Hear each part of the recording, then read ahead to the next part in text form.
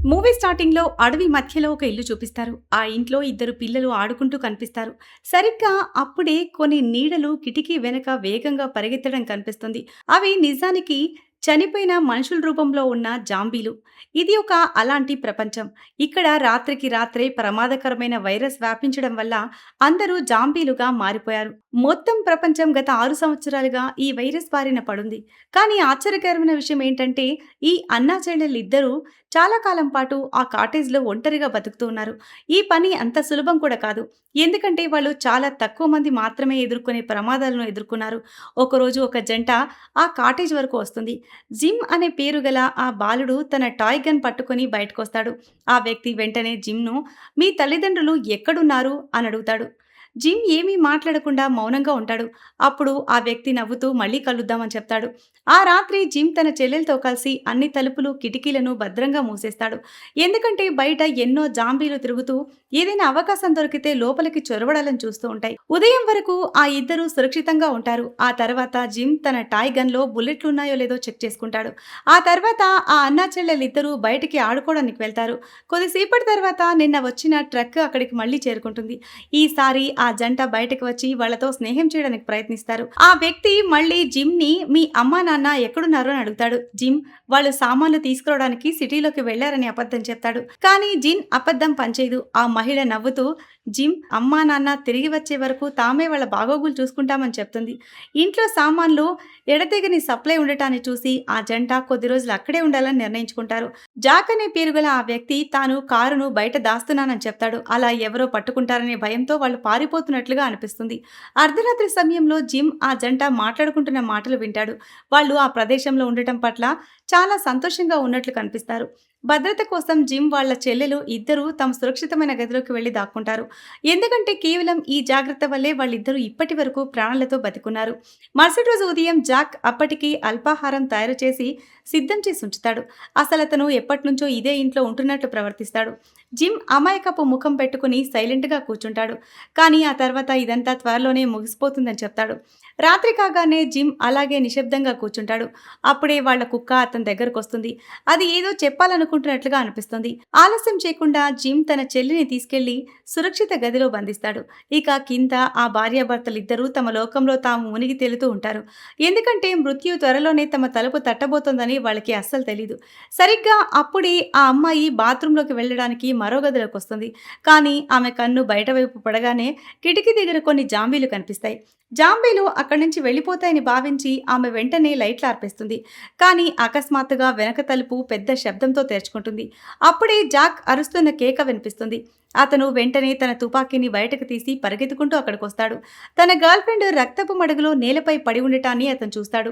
ఆ జంటను ఎవరైనా చూడటం అదే చివరిసారి. అదే సమయంలో జిమ్ వాళ్ళ చెల్లెలు ఏమీ జరగనట్లుగా బయట ఆడుకుంటూ ఉంటారు. సరిగ్గా అదే సమయంలో పొడవాటి జుట్టు ఉన్న ఒక వ్యక్తి అడవిలో తిరుగుతూ ఉంటాడు. మంచులో కూరుకుపోయిన కొన్ని ఉచ్చులను అతను చూస్తాడు. వాటిని ఫాలో అవుతూ అతను త్వరలోనే ఆ కాటేజ్ దగ్గరికి చేరుకుంటాడు. అకస్మాత్తుగా అతని ఎదురుగా ఒక చిన్నారి బాలిక ప్రత్యక్షమవుతుంది. అతను తేరుకునే లోపే అతని మెడలో ఏదో వేగంగా వచ్చి తాకుతుంది. అది ఒక డార్ట్. తన చెల్లిని రక్షించుకోవడం కోసం జిమ్ ఆ బుల్లెట్ కాల్చాడని ప్రత్యేకంగా చెప్పనవసరం లేదు. ఆ వ్యక్తి మత్తు నుంచి స్పృహలోకి వచ్చేసరికి జిమ్ చేతిలో గన్ పట్టుకుని అతని పరిస్థితిని పరిశీలిస్తూ అక్కడే నిలబడుంటాడు. కొద్దిసేపు విచారించిన తర్వాత ఆ వ్యక్తి తన పేరు డాన్ అని చెప్తాడు. అతను నార్త్ డైరెక్షన్ లో తన భార్య కోసం వెతుకుతున్న ఒక స్పెషల్ ఫోర్సెస్ సోల్జర్ అని చెప్తాడు. జిమ్ కొద్దిసేపు ఆగిపోతాడు. ఎందుకంటే ఆ వ్యక్తిలో ఏదో భిన్నమైన విషయం అతనికి కనిపిస్తుంది. మిగతా వాళ్ళలాగా డాన్కు ఆహారం గాని మందులు గాని అవసరం లేదు. తన భార్యను వెతుక్కోవడానికి అతనికి కేవలం తన తుపాకీ మాత్రమే కావాలి. అదను చూసి జిమ్ ఒక ఒప్పందం కుదుర్చుకుంటాడు. కాటేజ్‌కు విద్యుత్ సరఫరాను పునరుద్ధరించడానికి డాన్ తనకు సహాయం చేయాలని కోరుకుంటాడు. పిల్లల్ని ఒంటరిగా చూసి డాన్ వాళ్ళని "మీ అమ్మా నాన్న ఎక్కడున్నారని" అడుగుతాడు. ఈసారి జిమ్ ఎలాంటి అబద్ధం చెప్పడు. తన తండ్రి చాలా కాలంగా కనిపించకుండా పోయిన ఒక శాస్త్రవేత్త అని, తన తల్లి ఇటీవలే ఒక రహస్య మిషన్ పై వెళ్లిన సీక్రెట్ ఏజెంట్ అని, ఆమె త్వరలోనే తిరిగొస్తుందని చెప్తాడు. మొత్తం ఇల్లు థ్రెడ్‌మిల్ సహాయంతో నడుస్తుందని తెలిసి డాన్ ఆశ్చర్యపోతాడు. కాటేజ్‌లో విద్యుత్ ఉత్పత్తి కావాలంటే ఎవరైనా పరిగెత్తాల్సి ఉంటుందని అతను ఊహించి ఉండడు. ఉండడు. అకస్మాత్తుగా బయట కిటికీ దగ్గరకు ఒక జాంబీ వస్తుంది. ఈ మాత్రం ఆలోచించకుండా డాన్ దగ్గరలో ఉన్న డిస్క్‌ను తీసుకుని ఆ జాంబీని అంతం చేయడానికి బయటికి వెళ్తాడు. జాంబీని హతమార్చిన తర్వాత డాన్ రక్తపు మడుగులో వెనక్కొస్తాడు. సరిగ్గా అప్పుడే జిమ్ అతనితో దాన్ని చంపాల్సిన అవసరం ఏముంది అని అడుగుతాడు. కిటికీలు ప్రత్యేకమైన బుల్లెట్ ప్రూఫ్ గ్లాస్‌తో తయారు చేయబడ్డాయి. కాబట్టి ఏ జాంబీ కూడా లోపలికి రాలేదు. ఒక పిల్లాడి నోటి నుంచి ఇలాంటి మాటలు విని డాన్ ఆ అన్నాచెల్లెలిద్దరి గురించి బాధపడ్డం మొదలుపెడతాడు. తానే స్వయంగా థ్రెడ్‌మిల్‌పై ఎక్కి విద్యుత్ కోసం పవర్ ఉత్పత్తి చేయడం ప్రారంభిస్తాడు. రాత్రంతా అలాగే నిశ్శబ్దంగా గడిచిపోతుంది. చివరికి డాన్ పూర్తిగా అలసిపోతాడు. అదే సమయంలో జిమ్ చిన్న చెల్లెలు అక్కడికొచ్చి అతని చుట్టూ తిరుగుతుంది. డాన్ కళ్ళు తెరిచేలోపే ఆమె అక్కడి నుంచి పారిపోతుంది. ఎందుకంటే అతని దగ్గర నుంచి తీవ్రమైన దుర్వాసన వస్తూ ఉంటుంది. లేవగానే డాన్ ముందుగా స్నానం చేయడానికి వెళ్తాడు. ఆ చిన్నారి పాప అతని కోసం ఒక హెయిర్ పిన్ కూడా తీసుకొస్తుంది. అప్పటికి జిమ్ కాటేజీ బయటకు వెళ్తాడు. ఎందుకంటే జాంబీలు తమ దగ్గరకు రాకుండా ఉండేందుకు అతను ప్రతిరోజు ఉదయం చుట్టుపక్కల ఉన్న ఉచ్చులను పరిశీలిస్తూ ఉంటాడు. ఒక సజీవమైన జాంబీ ఆ ఉచ్చులో చిక్కుకుని ఉండటాన్ని జిమ్ చూస్తాడు. ఇక కాటేజ్ లోపల అల్పాహారం చేసిన తర్వాత డాన్ జిమ్ వాళ్ళ అమ్మ పనిచేసే ప్రదేశానికి వెళ్లాలని నిర్ణయించుకుంటాడు. బల్లపై ఉన్న ఒక ఫోటోతో పాటు అతను ఒక కారు తాళాన్ని చూస్తాడు. ఎలాంటి ఆలస్యం చేయకుండా డాన్ వెంటనే గ్యారేజ్ వైపు వెళ్తాడు. కానీ అక్కడ కార్ చెడిపోయి ఉంటుంది. అప్పుడే ఇంటి ఒక మూలలో దాగి ఉన్న గది డాన్ కంటపడుతుంది. అది ఒక స్టోరేజ్ రూమ్ అయి ఉంటుందని అతను భావిస్తాడు. అతను దాన్ని పరిశీలించబోతూ ఉంటాడు. కానీ సరిగ్గా అప్పుడే జిమ్ అతన్ని వాదించి డాన్‌తో ఒక రోజు కంటే ఎక్కువ సమయం గడిపిన తర్వాత తమకు డాన్‌తో ఎలాంటి ప్రమాదం లేదని ఆ అన్నాచెల్లెలిద్దరూ అర్థం చేసుకుంటారు. ఈ నమ్మకంతో వాళ్ళు రాత్రిపూట సేఫ్ రూమ్‌లోకి కూడా వెళ్లరు. కానీ విచిత్రమైన విషయం ఏంటంటే జిమ్ తనని తాను గొలుసులతో బంధించుకుంటాడు. డాన్ నిద్రపోవడానికి వెళ్ళగానే బయట ఏదో శబ్దం వినిపిస్తుంది. అతను కిటికీ గుండా బయటకు చూస్తాడు. కాపలా కాయడానికి వెళ్లిన జిమ్ అదంతా చేస్తూ ఉంటాడు. జిమ్ ముందు రోజు తాను చూసిన ఉచ్చు ఉన్న చోటికి వెళ్తాడు. అక్కడ జాంబీ ఇంకా ఇరుక్కునే ఉంటుంది. కానీ దాన్ని ఇప్పటి వరకు అంతం చేసుండరు. అప్పుడే డాన్ హఠాత్తుగా అక్కడికొస్తాడు. ఆ జాంబీ బహుశా జిమ్ వాళ్ళ అమ్మాయి ఉంటుందని, ఆమెను త్వరలోనే ఆ నొప్పుల నుంచి విముక్తి చేయాలని అతను భావిస్తాడు. కానీ జిమ్ తన తుపాకీ పైకెత్తి సరైన సమయంలో అతన్ని ఆపుతాడు. కోపంతో ఊగిపోతాడు. డాన్ కాటేజీకి వెనక్కొచ్చేస్తాడు. నిన్న తాను వెళ్ళడానికి అనుమతించని ఆ స్టోరేజ్ రూమ్ తలుపును తెరుస్తాడు. లోపల నేలపై ఒక దుప్పటి, గోడలపై గీసినట్లుగా ఉన్న గుర్తులు అతనికి కనిపిస్తాయి. జాంబీలను బంధించి ఉంచడం కోసమే ఈ గదిని ప్రత్యేకంగా ఏర్పాటు చేశారని స్పష్టంగా అర్థమవుతుంది. అప్పుడే బయట కారు వస్తున్న శబ్దం వినిపిస్తుంది. అందులో నుంచి కొందరు బతికిన మనుషులు దిగడం కనిపిస్తుంది. కానీ వాళ్ళు స్పష్టంగా చెడు ఉద్దేశాలతోనే అక్కడకు వచ్చి ఉంటారు. వాళ్ళు తుపాకులు బయటకు తీసి కాటేజ్ చుట్టూ తిరగడం మొదలు పెడతారు. డాన్ తన స్థానంలో ఎలాంటి ఆయుధం లేకుండా అలాగే నిలబడిపోతాడు. అతను ఒక్క అడుగు కూడా ముందుకు వేయడానికి సిద్ధంగా లేడు. అదే సమయంలో జిమ్ చుట్టుపక్కలంతా పరిశీలించి తిరిగొస్తాడు. దూరం నుంచి ఇదంతా గమనించడం మొదలు పెడతాడు. అతని చిన్న చెల్లెలు 2వ అంతస్తు కిటికీ దగ్గర ఉంటుంది. ఆమె వేగంగా తన చేత్తో సైగలు చేస్తూ ఉంటుంది. వాళ్ళు ఆమెను చూసే లోపే డాన్ అకస్మాత్తుగా ఎక్కడి నుంచో వచ్చి ఆమెను పక్కకు లాక్కెళ్తాడు. తలుపులు, కిటికీలు అన్నీ సరిగ్గా మూసి ఉండటంతో వాళ్ళు విసిగిపోయి అక్కడి నుంచి వెళ్ళిపోతారు. ఆ ప్రమాదకరమైన సంఘటన తర్వాత జిమ్‌కు డాన్ పై నమ్మకం మరింత పెరుగుతుంది. అతను డాన్ ఆయుధాలను అతనికి తిరిగిచ్చేస్తాడు. డాన్‌కు ఇప్పుడు తాను అక్కడి నుంచి వెళ్లాల్సిన సమయం వచ్చిందని అనిపిస్తుంది. కానీ అతని మనసు మాత్రం ఒప్పుకోదు. అర్ధరాత్రి సమయంలో తన భార్య తనను పిలుస్తున్నట్లు అతనికి కలొస్తుంది. ఉదయం లేవగానే అతను ఒక పెద్ద నిర్ణయం తీసుకుంటాడు. జిమ్ వాళ్ళ చెల్లిని తనతో పాటు తీసుకెళ్లి తన భార్య కోసం వెతకాలని నిర్ణయించుకుంటాడు. అలా అతను తన గమ్యస్థానాన్ని చేరుకోవడంతో పాటు ఆ అన్నా చెల్లెల బాగోగులు కూడా చూసుకోగలడు. జిమ్ ఒక్క క్షణం కూడా ఆలోచించకుండా డాన్ చెప్పిన మాటను తిరస్కరిస్తాడు. తాను ఇక్కడే ఉండి తన తల్లి కోసం ఎదురు చూస్తానని గట్టిగా నిర్ణయించుకుంటాడు. కానీ అప్పుడే బయట పెద్ద పెద్ద శబ్దాలు వినిపిస్తాయి. అవి దొంగతనం చేయడానికి వచ్చిన బందిపోట్లవి. వాళ్ళు ఈసారి మరికొంతమందితో కలిసి తిరిగి వస్తారు. జిమ్ చెల్లి బయట ఆడుకుంటున్న సమయంలో దొంగలు ఆమెను పట్టుకోవడంతో పరిస్థితి మరింత దారుణంగా మారుతుంది. ప్రమాదం మరింత ముంచుకురావడంతో ఇరు వర్గాల మధ్య ఎదురుకాల్పులు ప్రారంభమవుతాయి. అకస్మాత్తుగా తుపాకీ పేలిన శబ్దం వినిపిస్తుంది. చూస్తూ ఉండగానే ఇద్దరు దొంగలు నేల కూలిపోతారు. డాన్ వెంటనే పరిగెత్తికెళ్లి ఆ చిన్నారిని రక్షించడంలో విజయవంతమవుతాడు. ఆ కాల్పులు జరిపింది వేరెవరో కాదు, సాక్షాత్తు జిమ్ తల్లి. కానీ ఈ గందరగోళంలో డాన్ కు కూడా గాయాలవుతాయి. ఎందుకంటే ఒక దాడి చేసే వ్యక్తి అతని ఛాతీపై కాల్పులు జరపడంతో అతను స్పృహ కోల్పోయి కింద పడిపోతాడు. ఎంత సమయం గడిచిందో కూడా డాన్ కి అర్థం కాదు. ఎట్టకేలకి అతను కళ్ళు తెరిచేసరికి తన ఛాతీపై తగిలిన బుల్లెట్ గాయం పూర్తిగా మానిపోయి ఉండటం చూసి ఆశ్చర్యపోతాడు. కానీ తాను ఒక మందపాటి తాడుతో కట్టబడి ఉండటాన్ని గమనిస్తాడు. పైనుంచి జిమ్, అతని కుటుంబ సభ్యులు తమ చేతులు ఊపుతూ అతన్ని పిలుస్తూ ఉంటారు. ఇంకా ఏమీ అర్థం కాక అయోమయంతో లోపలికి వెళ్లిన డాన్ జిమ్ తల్లి మెలోని ద్వారా అసలు నిజం తెలుసుకుంటాడు. సాధారణ ఇన్ఫెక్టెడ్ అయిన వాళ్ళు తమ మెదడుపై నియంత్రణ కోల్పోతారని, కేవలం తమ ఆకలి తీర్చుకోవడం కోసం మాత్రమే వేటాడతారని అతనికి తెలుస్తుంది. కానీ మరొక రకమైన ప్రత్యేకమైన ఇన్ఫెక్టెడ్ మనుషులు కూడా ఉంటారు.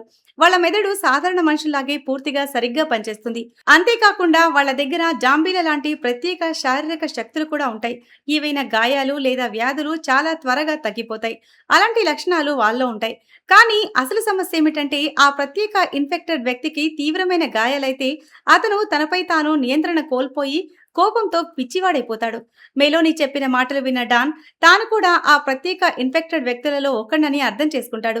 డాన్ బుల్లెట్ తగిలినప్పటికీ ప్రాణాలతో బయటపడడంతో మెలోని తన తల ఊపి అవునని సమాధానమిస్తుంది.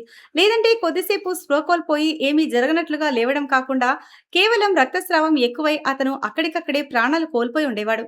ఆ తర్వాత మెలోని మరింత షాక్ ఇచ్చే నిజం చెప్తుంది. జిమ్ కూడా తనలాగే ఒక ప్రత్యేక ఇన్ఫెక్టెడ్ అని ఆమె అంటుంది. అంటే ఆ రోజు ఆ జంటను చంపింది ఎవరో కాదు, స్వయంగా జిమ్. ఎందుకంటే ఆ సమయంలో అతను తనపై తాను నియంత్రణ కోల్పోయి ఉంటాడు.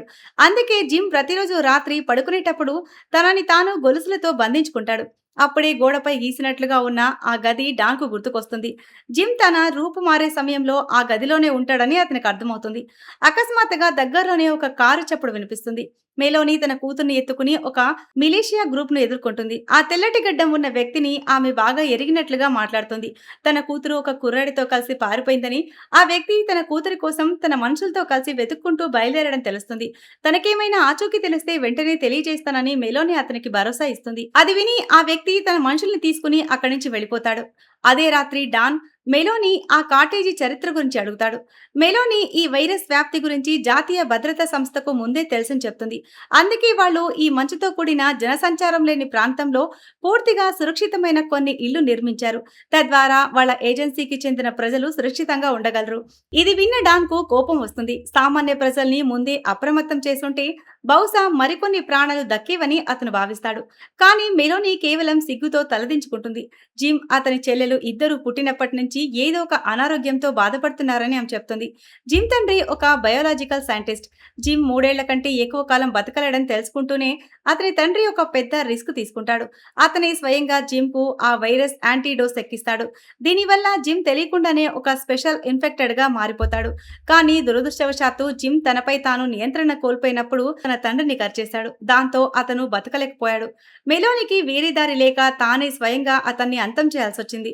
ఈ కథ విని ఆ పిల్లల తల్లిపై డాన్ కు గౌరవం మరింత పెరుగుతుంది. మెలోని ధైర్యసాహసాలు చూసి ఆమె కుటుంబం కోసం ఏదైనా చేయాలని అతను భావిస్తాడు. కాలక్రమేణా మెలోని, ఆమె కుటుంబం కూడా డాన్ ను నమ్మడం ప్రారంభిస్తారు. ఒకరోజు జిమ్ కుక్క హెచ్చరిస్తూ అకస్మాత్తుగా అరవడం మొదలు పెడుతుంది. తాను త్వరలోనే తనపై నియంత్రణ కోల్పోబోతున్నానని జిమ్ కు వెంటనే అర్థమవుతుంది. తలుపు మూసేసిన తర్వాత లోపల నుంచి అతని అరుపులు వినిపించడం ప్రారంభమవుతాయి. మెలోని గుండె ముక్కలవుతున్నట్లుగా అనిపిస్తుంది. అయినప్పటికీ ఆమె తన మనసు కఠినం చేసుకుని నిశ్శబ్దంగా తలుపు దగ్గరే వేచి ఉంటుంది. రాత్రి సమయంలో డాన్ వెళ్లి కాపలా కాయాలని నిర్ణయించుకుంటాడు. బహుశా ఇంట్లో ఒక మగాడు ఉండటం వల్ల జరిగే మంచి ఇదే కావచ్చు. కానీ బయట ఆడుకుంటున్న జిమ్ చెల్లెలు అకస్మాత్తుగా స్పృహ కోల్పోతుందనే విషయాన్ని ఎవ్వరూ గమనించరు. ఆమెకు సడన్ గా గుండెపోటు వచ్చిందని మెలోనికి తెలుస్తుంది. దీని గురించి ఆమె ముందే చెప్పుంటుంది. కానీ వాళ్ళ దగ్గర సాధారణ మందులు మాత్రమే ఉన్నాయి. పెద్దగా మెడికల్ ఫెసిలిటీస్ ఏమీ లేవు. ఆ కారణంగానే ఆ పాప బతకడం కష్టమవుతుంది. జిమ్ లాగే ఆమె చెల్లిని కూడా ఆ వైరస్ తో ఇన్ఫెక్టెడ్ చేయవచ్చని డాన్ సలహా ఇస్తాడు. కానీ మెలోని మాత్రం ఈ పద్ధతి పనిచేస్తుందో లేదో తనకు పూర్తి నమ్మకం లేదని చెప్పి దాన్ని గట్టిగా వ్యతిరేకిస్తుంది. జిమ్ ప్రాణాలతో బయటపడడానికి కూడా చాలా కష్టాలు ఎదుర్కోవాల్సి వచ్చిందని ఆమె చెప్తుంది. చివరికి వాళ్ళు ఆ చిన్నారి పాపను ప్రశాంతంగా కన్నుమూయనివ్వాలని నిర్ణయించుకుంటారు. జిమ్ పూర్తిగా కోలుకున్న తర్వాత ఆ కుటుంబం తమ పాపకి అంతిమ వీడ్కోలు పలుకుతుంది. ఇక తాను అక్కడి నుంచి వెళ్లాల్సిన సమయం వచ్చిందని డాన్ గ్రహిస్తాడు. జిమ్ మెలోని ఎంత వాదించినా వినకుండా తాను తీసుకున్న నిర్ణయానికి కట్టుబడి తన భార్యని వెతుక్కునే ప్రయాణంలో బయలుదేరతాడు. ఆ ఇద్దరు వెళ్లిపోవడంతో మెలోని జిమ్లకు ఇల్లు ఒక్కసారిగా ఖాళీగా అనిపిస్తుంది. కాస్త దూరంలో అడవి మధ్యలో ఆ తెల్లటి గడ్డం ఉన్న వ్యక్తి మనుషులకు జాక్ దాచిపెట్టిన కార్ దొరుకుతుంది. ఆ తెల్లగడ్డం ఉన్న వ్యక్తి మొదట ఆ కాటేజ్‌ను ఆక్రమించుకోవడానికి ప్రయత్నించిన ఆ జంట కోసం వెతుకుతూ ఉండడం ఒక యాదృచ్చికం. ఆ దాచిపెట్టిన కారుకు అత్యంత దగ్గరగా ఉన్న కాటేజ్ మెలోనీదే. అందుకే ఆ దుండగులు అక్కడ వెతకాలని నిర్ణయించుకుంటారు. అదే సమయంలో మంచులో పడుకొని ఉన్న డాన్ అడుగుల శబ్దం విని అకస్మాత్తుగా మెలకువలోకొస్తాడు. ఆ శబ్దాలు ఆగిపోయిన తర్వాత అతను బయటికి వచ్చి చూస్తాడు. ఆ అడుగుల గుర్తులు నేరుగా మెలోనీ ఇంటి వైపు వెళ్తూ ఉంటాయి. ఒక తీవ్రమైన ఆందోళన అతని వెంటాడుతుంది. దాంతో అతను వెంటనే వెనక్కి పరిగెత్తుకుంటూ వస్తాడు. దూరం నుంచి చూసిన డాన్‌కు మెలోనీ ఇల్లు విలవిల్లాడిపోతూ దుండగులతో నిండిపోయి కనిపిస్తుంది. వాళ్ళ లీడర్ కూడా అక్కడే ఉంటాడు. తన కూతురి ఆచూకీ గురించి అతను మెలోనీని నిలదీయడం ప్రారంభిస్తాడు. ఎందుకంటే తన కూతురికి సంబంధించిన కొన్ని సామాన్లు ఇంట్లో దొరికాయి. మెలోనీ ఇరుక్కుపోతుంది. ఇక ఏ అబద్ధం చెప్పడానికి ఆమెకి ధైర్యం సరిపోదు. మరోవైపు డాన్ ఎవరికీ కనపడకుండా కాపలాదారుల వెనక నుంచి దొంగచాటుగా కాటేజ్ లోపలికి ప్రవేశిస్తాడు. వంటగదిలో జిమ్ దాక్కుని ఉండటాన్ని అతను చూస్తాడు. ఇంట్లో ఎంతమంది శత్రువులు ఉన్నారో తెలుసుకున్న డాన్ తన ఆయుధాన్ని బయటకు తీసి అడుగుల చప్పుడు కాకుండా ఒక్కొక్కరిగా ఆ దుండగల్ని అంతం చేయడం ప్రారంభిస్తాడు. డాన్ మెయిన్ హాల్లోకి చేరుకోగానే అకస్మాత్తుగా కొందరు దుండగులు అతన్ని గన్ పాయింట్లోకి బంధిస్తారు. కానీ అతను చేసిన పని చూసి అందరి గుండెలు ఆగిపోతాయి. అతను స్వయంగా తన గొంతుపై చాకుతో కోసుకుంటాడు. చుట్టూ ఉన్న వాళ్ళందరూ ఏం జరుగుతుందో అర్థం కాక అలా చూస్తూ ఉండిపోతారు. కానీ మెలోనీ మాత్రం అతని ప్లాన్ ఏంటో పసిగట్టేస్తుంది. ఆమె నిశ్శబ్దంగా జిమ్‌ను వెంటేసుకుని హాల్ నుంచి బయటకు వెళ్ళిపోతుంది. కొద్దిసేపటి తర్వాత డాన్‌లో ఊహించని మార్పొస్తుంది. అతనిలో ఏదో అంతుచిక్కని శక్తి ఆవహించినట్టుగా అవుతుంది.